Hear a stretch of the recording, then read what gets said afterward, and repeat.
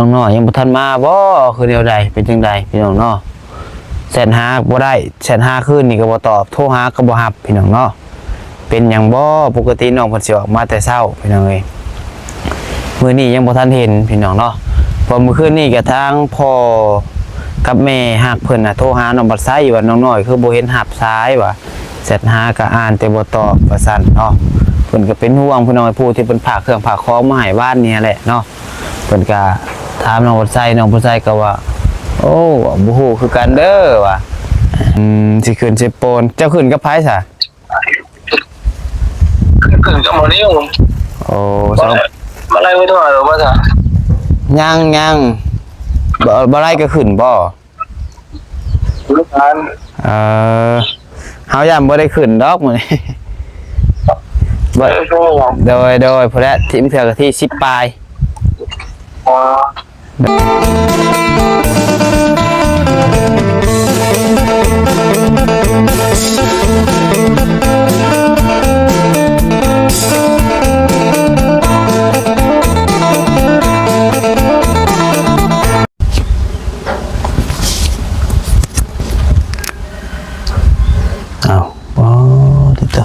เนาะโพดโพหลังจากฝนตกเมื่อวานนี้พี่น้องเอ้ยเปื่อนเบิดเนาะ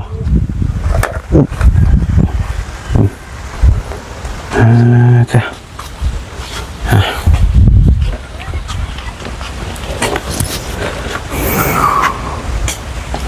กับทักทายสบายดีพี่น้องสบายดีสวัสดีเด้อพี่น้องเด้อบัดสุขสุขคนบ่ว่าอยู่ฝั่งลาวฝั่งไทยหรือว่าอยู่ทางต่างประเทศนะเนาะกระพบพ่อกันกับน้องพัดไซอีกแล้วพี่น้องเอ้ยอยู่ที่บ้านที่เรือนของน้องน้อยเด้อพี่น้องเด้อสบายดีกันเสาร์วันศุกร์เนาะพี่น้องเนาะพวกทางพ่อน้องน้อยเพิ่นกำลังเฮ็ดหยังพี่น้องอยู่ห้องน้ำพุ่นแหละถมมันเอาประจักษ์พี่น้องเนาะที่ว่ามันหยุบลงเมื่อวานเห็นนะพี่น้องเอ้ยกินเนี่ยก็บังเอิญเจอแม่น้อยเพิ่นกำลังย่างเข้าบ้านพวกพี่น้องอยู่กลางป่าพวกอย่างรีบไปเดียวล่าพี่น้องเนาะน้องน้อยยังบ่ทันมาบ่คือแนวใดเป็นจังใดพี่น้องเนาะแชทหาบ่ได้แชทหาคืนนี่ก็บ่ตอบโทรหาก็บ่รับพี่น้องเนาะเป็นหยังบ่ปกติน้องเพิ่นสิออกมาแต่เช้าพี่น้องเอ้ยมื้อนี้ยังบ่ทันเห็นพี่น้องเนาะพอมื้อคืนนี้ก็ทางพ่อกับแม่ฮักเพิ่นน่ะโทรหาน้องบัดไซว่าน้องน้อยคือบ่เห็นรับสายว่าแชทหาก็อ่านแต่บ่ตอบว่าซั่นเนาะเพิ่นก็เป็นห่วงพี่น้องผู้ที่เพิ่นฝากเครื่องฝากของมาให้บ้านนี่แหละเนาะเพิ่นก็ถามน้องบัดไซก็ว่าโอ้บ่ฮู้คือกันเด้อว่ะเพราะว่าเมื่อวานนี่หลังจากที่ว่าฝนตกเช้าพี่น้องเนาะน้องบัดไซก็กลับแต่นี่ประมาณ5:30 นออกไปวิทย์เทือนน้องน้อยนิดนึงพอดีฝนตกอีกพี่น้องเอ้ยตอบแม่นจากน้องน้อยมันจะมีบ่แม่นเนาะโทรหาบ่ได้เลยบ่ติดเลยพี่น้องโทรหาอะไรก็บ่ติดเป็นหยังบ่น้องน้อยเนาะปกติน้องบ่ทันแชทไปเมื่อคืนนี่ 10:00 นพี่น้องเอ้ยบ่ตอบแชทน้องบ่ใส่แต่ว่าเห็นเพิ่นลงสตอรี่อยู่มื้อเช้านี่พี่น้องเนาะเห็นลงสตอรี่อัน Facebook อยู่แต่เพิ่นบ่ตอบบ่าวยาโทรมาฮัลโหลเจ้าใช่หาก็ฮอดเทื่อนน้องน้อยไอ้สิขึ้นสิโปนเจ้าขึ้นกับไผซะขึ้นกับหมอนี่ผมโอ้สองมาไล่ไว้ด้วยหรือว่าจะยังบ่ไล่ก็ขึ้นบ่ลูกค้าเฮาย่ำบ่ได้ขึ้นดอกมื้อนี้โดยพอแล้วทีมเถื่อก็ที่10ปลายอ๋อโดยขึ้นก่อน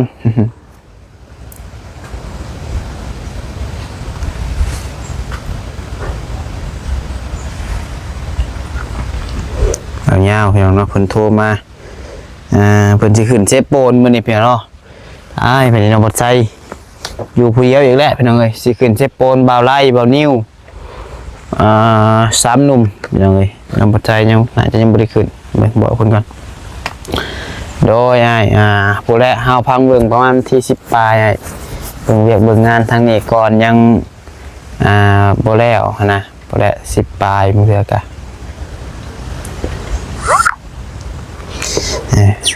ไปพี่น้องน้องน้อยก็โทรหาบ่ได้เลยพุ่นแหละไปหาเบิ่งทางพ่อเราก่อนถามทางพ่อเราก่อนเป็นจังไดลูกสาวเรามีสัญญาณบ่แม่นส่งหาบ่ยาวก่อนพี่น้องเอ้ยสัญญาณก็มีแต่บ่อนเดียวนี่แหละพี่น้องเนาะโอ้ยโอเคส่งไปละเบิ่งเด้อเบิ่งไม้มันเต้นเด้อนี่คันไม้ตัวนี้บ่เต้นแล้วแสดงว่าไม้บ่ได้ไม้มันปิดเด้อใช่พอถ่ายคลิปจนแล้วพอไปเปิดไม้พอแห้งแล้วบ่มีเสียงพี่น้องเนาะ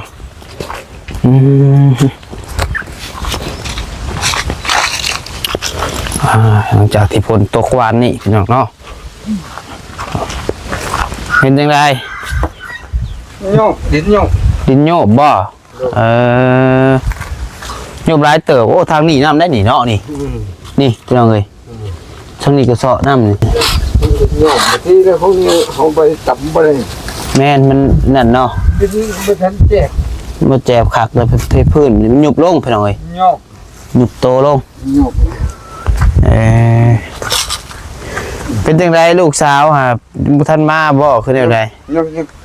มันเขาเสียไปทิศเนาะ แม่นโทรใส่บ่ได้เมื่อคืนนี่เพิ่นบ่ได้มาหน้าบ่ซะคืนนี่เมื่อบ้านเลยบ่ เมื่อบ้าน เมื่อคำเลย ทำเลยเมื่อแต่บ้านนี่เนาะ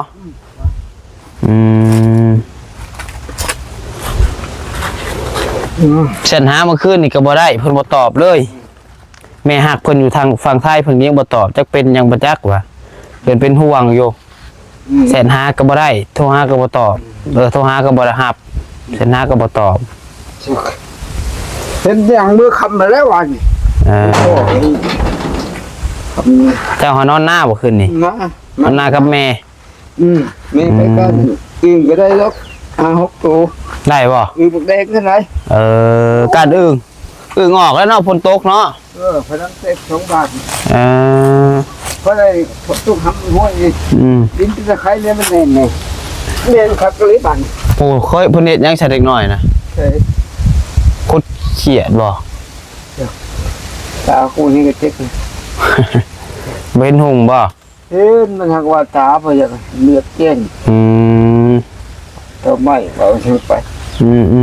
คนยังเหมือนพอประเด็กอ่ะ เดี๋ยวเบิ่งแป๊บนึงเด้อพี่น้องเนาะอย่าโยนก่อนแป๊บนึงมาพี่น้องมาต่อตำข้าวขนาดพ้นแรกได้นี่เนาะคันนั้นมันตกมาอีกจัก2-3 มื้อเรียนติดนี่มันสิบ่ยุบลงเบิดนี่บ่ เขาหยุดรอแล้วก็หยุดจะพอได้ครับ เด้นี่ก็ยุบได้นี่ก็นี่ยุบได้นี่เบิ่งแน่นี่ บนเขาเนี่ย แม่นยุบลงให้เติบได้นี่พี่น้องเนาะ มันดินโดคูนมันมันเพราะแล้วรถเหยียบน่ะเนาะ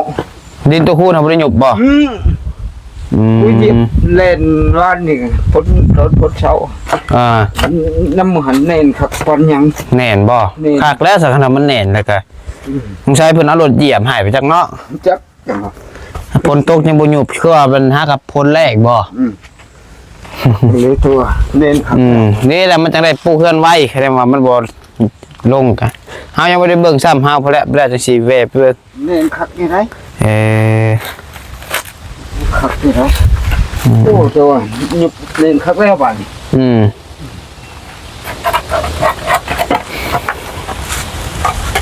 ส่วนอันเดียวเนาะเบิ่งต้นม่วงเขาปลูกเมื่อวานนี่พี่น้องเอ้ยจักสิอะไรได้ แดงบ่มุไข่มั้ง มะม่วงมันกับมะม่วง3ฤดูคะแนนว่าว่างกะมีเวลาเฮ็ดหัวไว้ได้แล้วพอเด้อเฮ็ดหัวยันอันง้อยังมากินหั่นน่ะให้สิซื้อมาอีกอยู่ให้ซื้อมาให้ปลูกเต็มบ่โลดแทนนี่จักเฮ็ดเป็นอันสวนตัวนี้สวนอันม่วงเลยนี่พี่น้องเนาะมันจะปลูกแค่นี้อีกนี่สิซื้อไว้อีกจักจนเบิดงบพุ่นแหละพี่น้องเนาะสิซื้อมาจนเบิดงบอยู่นี่อีกประมาณต้นนึงอยู่นี่อีกต้นนึง4ดินเจ้าใช้รักต้องหุ่นบ่ดินหะเพราะก็ปลูกหญ้าลงพี่เราแล้วบ่พอดินเพิ่นมันเป็นแบบนี้เด้อพี่น้อง นี่ขาลักแดนนี่ดินเรานี่ขาลักตัวนั้นมาซื้อลงพุ่นพี่น้องเนาะเดี๋ยวมันแค่ได้มาปลูกอันอื่นกับนั่นพี่น้องมันสีกลายดินเพิ่นมันก็ไม่ได้อีกวันอนาคตเนาะมันต้องปลูกอยู่ในดินเฮาพี่น้องเป็นทำไมเนี่ยเขาว่ากันหมู่กับพักแม่บ่ได้นะนี่ว่าคงอดมันว่า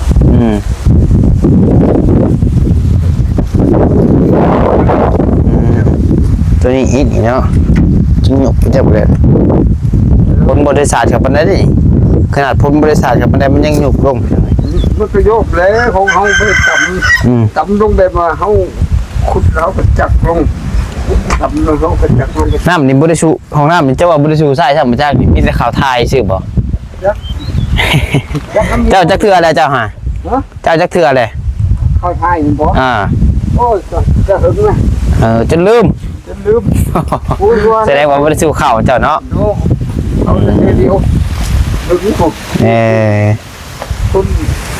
ขาคนแล้วนะมันก็สิบ่ได้ได้ปลูกใกล้หลายก็บ่ได้พี่น้องเนาะเพื่อมันใหญ่เลยพี่น้องเอ้ยคันเฮาสิปลูกแท้ๆบ่ได้อีกเพื่อมันใหญ่เพื่อมันยังมันต้องนั่นไกลประมาณสำนั้นไกลเติบได้เรียนว่าใกล้ได้นี่เพื่อมันใหญ่ก็วิทย์อยู่เนาะห้องน้ำเนาะวิทย์อยู่ดอกพี่น้องห้องน้ำนี่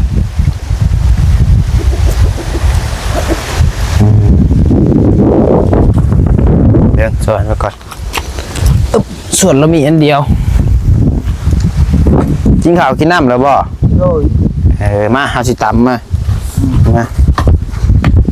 ได้ยังกินเช้ามื้อนี่ว้ากินดื่มอึ่งนะบ่อึ่งแม่ไปกั้นนะแม่ไปกั้นเพิ่นเอาเพิ่นเมื่อยังก็กินนี่ฮะเพิ่นเมื่อยังกินนี่แม่บ่แม่นไปพ่ออยู่พุ่นบ่พ่ออยู่กลางป่าพุ่นเพิ่นไปห่อต้มตามื้อไข่ห่อข้าวต้มห่อข้าวต้มมื้อไข่เฮือนดีฮะบ่ต้มมื้อไข่ลมขับรถ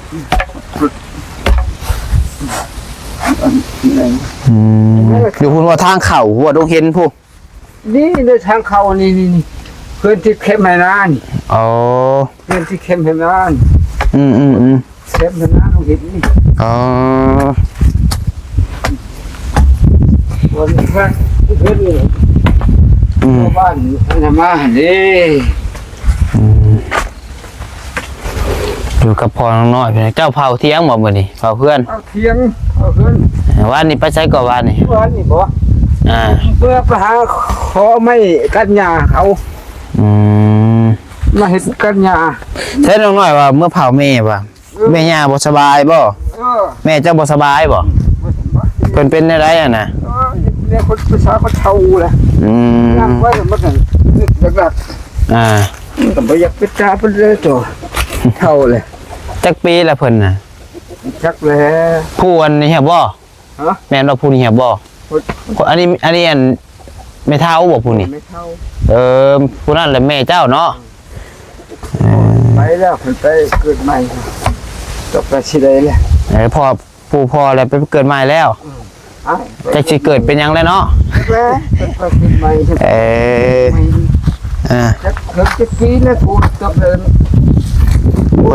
คนบ่เจออยู่ตัวเองพี่น้อยพ่อบ่เจอแล้วตกแต่ย้อนมาจูบผู้เจ้าหาบ่ตกแต่ขึ้นมึงหงสิกว่าหูมึงจะง่ายนะกูความบ่ได้บ่จื้อบ่เข้าน้ำหมูพ่อเมียกับปันลูกปันหลานว่าคอยมีงั้นว่ามีขึ้นอีกว่าเอาคอยยังคิดเอาอยู่จะสิจักปีแล้วเนาะกระบ้องบ่เกิน40 50ดอกเบิ่งพอแล้วนี่เกินดอกพี่น้องเนาะแต่ว่า30นี่กลัวได้30นี่พอให้37เจ้านี่มอง4-50แล้วจ้ะเจ้ากลัวลาวบ่ได้เจ้าพอให้ยังหนุ่มอยู่ได้พอเฮา30ปลายยังบ่40ซับเจ้านี่มอง40กว่า50แล้วเจ้านี่ด้านเขาเลข5แล้ว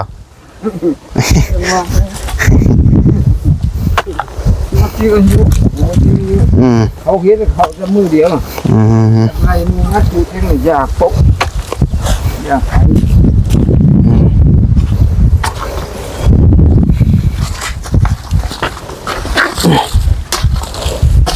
ใส่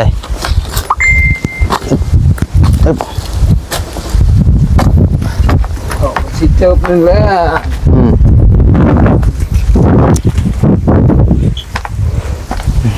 ต้นมะม่วงโหดแล้วบ่มื้อนี้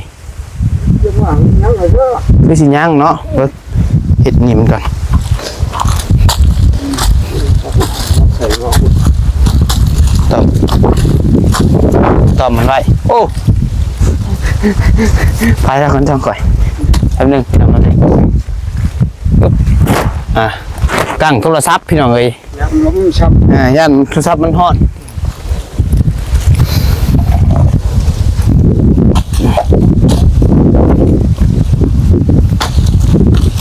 ให้ได้กินหมากน้ำเด้อนี่เด้อ โดย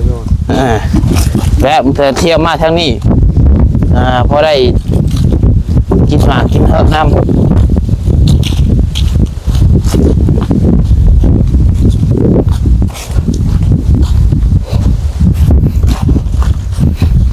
จะปลูกอยู่ได้อยู่เฮือนเท่ากันช่างมือก้อนซื้อไปปลูกพี่น้องเนาะซื้อไปพอได้กินหมากก็ได้ซื้อไปปลูกไว้แถวรังเขื่อนรังนอง ก็เลยกินนะ แม่นเถื่อ เท่าเลยแตงลูก แต่ กิน แต่นี่ฮะเอาเมียสิบ่ได้กินบ่เขามีลูกมีหลานเนาะคุณไว้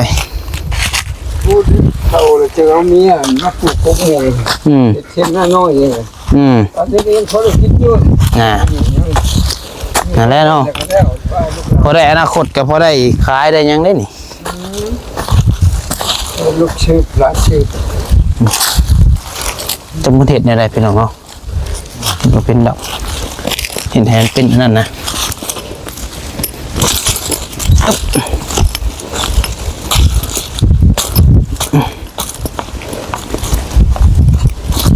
ผู้เป็นเด็ก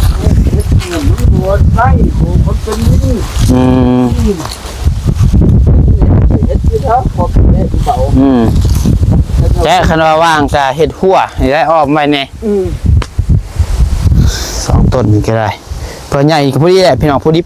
ผูกเปนอนนี่เพื่อมันใหญ่กับผูกเปนอนปลูกเคียงกันเลย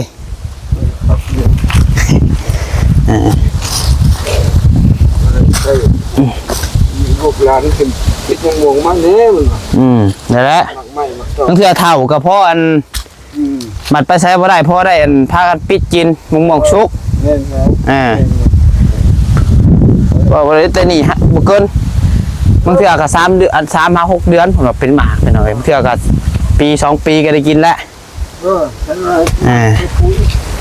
ไปเดี๋ยวเอาน้ำมาหดก่อนน้องน้อยบุญอยู่ก็ต้องไปเห็ดอาชีแทนน้องน้อยก่อนพี่น้องเอ้ยโอ้ยไปใส่ได้เนาะไฮโตอะไรได้ถูกไหมฮัลโหลสบายดีโดยเห็นจะโทรมาเบอร์ผม อ๋ออันนี้เบอร์ต้นมะม่วงขายต้นมะม่วงนะบ่ อ๋อเนี่ยนะโอ้มือเศร้านี่เฮาเลยว่าสิไปซื้อต้นมะม่วงว่าแต่ว่าไปขอประตู2-3 เทื่อบ่เห็นเจ้าไข่ก็เลยว่าโทรลองเบิ่ง อ๋อเอาพอดีเอาให้น้องเอาเปิด5,000ตัวนี้เอาพอดีเอาเดียวอ๋อโดยผู้แลมื้ออื่นผู้แล เมื่อมาแวะเบิ่งเด้อโดยมีอัน ได้ มีมะม่วงยังแน่อยู่นำเจ้าฮะมีจักสายพันธุ์นะ ต้องมีหลายสายพันธุ์เนี่ยมีพวกทูพวกเคียสเวยกุ้งม่วงขมิ้นหลายอย่างอยู่โดยพวกอบร่องไงฮะโอเคเดี๋ยวมื้ออื่นสิเข้าไปเบิ่ง ใช่ตัดจะเลยนี่เพิ่นเบิดไปจักมื้อเช้านี่อันนั้นพี่น้องไอ้น้องบัดไซไปอันเขาสิไปซื้อต้นมะม่วงให้ทางน้องน้อยไปแลทางห้านเพิ่นเคาะจนเมื่อยเคาะพี่น้องเนาะโทรหาก็บ่รับก็เลยว่ามาพี่น้องเอ้ยเขาสิซื้อมะม่วงนี่แหละเอาปลูกให้เพิ่นมื้ออื่นซะพี่น้องเนาะเอาไปรอมื้ออื่นเดี๋ยวสิไปซื้อจักสิได้อีกจักต้นพี่น้องเอ้ยเนาะซื้อจนเบิดงบพุ่นแหละงบเพิ่นฝากมาหั่นแหละพี่น้องเนาะเพิ่นเอาเพิ่นสิทยอยฝากมาให้จากเพิ่นสิฝากมาเท่าไรก็ถ้าเบิ่งนำกันพี่น้องเอ้ยเนาะได้เท่าไรก็สำนั้นสูบน้ำไปยังเจ้า ลูกชายคนแก่ ชะพุดต้นม่วงครับบ่ เขาวิทย์เขายัง เฮ้ย ชักคนดี หยุดก่อน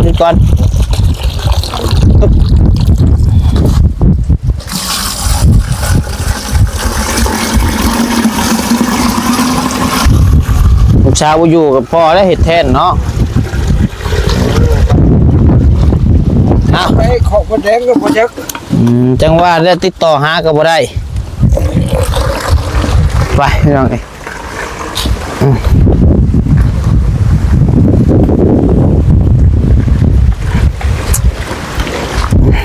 ก็หักขอบแดงไป ทางเบิ่งพอแล้วสีสวยๆอันนี้ก็เที่ยงได้นี่พี่น้องเอ้ย11:30 12:00ย่างเลยไปจักนี่ยังบ่เห็นน้องเพิ่นมาอยู่โทรหาก็บ่ได้โทรหาทางเบอร์หมดบ่ได้เอาเบอร์เพิ่นไว้พี่น้องเอ้ยมาหดต้นม่วงให้เพิ่นก่อนเดี๋ยวจังว่ากันไปทางใดต่อครับพี่น้องเนาะต้องเฮ็ดแนวอ่อน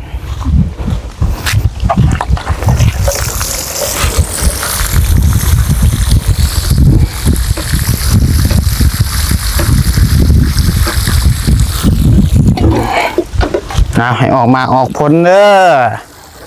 ให้ได้กินเฮ้ย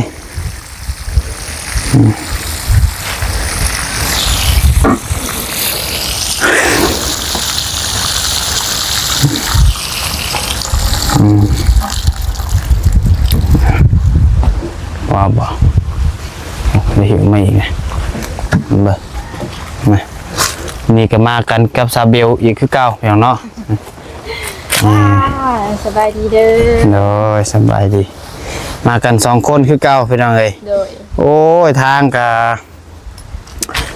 มากกันเนาะอันนั้นพี่น้องเอ้ยทางมากับเปื้อนแท้เปื้อนว่ามือว่านนี่ออกเมื่อบนทางหัวพี่น้องคือเราสิบ่เปื้อนเนาะ โดย น้ำมันเซาะพี่น้องเอ้ยว่านนี่ป้อวะ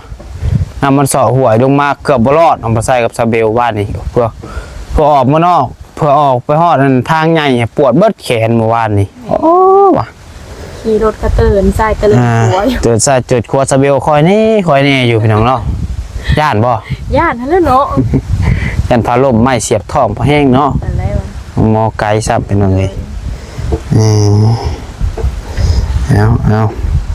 ใส่หมวกล่ะพี่น้องขอ FC หลายคนก็ว่าปัจจัยเอ้ยซื้อหมวกให้ซาเบลใส่เด้อจงให้เพิ่นดำได้ฮะเนาะเพิ่นว่ามันเป็นห่วงพี่น้องเอ้ยน้องปัจจัยนี่ดำก็ยาดอกพี่น้องเอ้ยบ่เป็นหยังน้องปัจจัยเป็นคนบ่มักใส่เสื้อแขนยาวบ่มักใส่หมวกพี่น้องเอ้ยแต่ก็บ่ได้สู้ตากแดดปานใดหั่นแหละ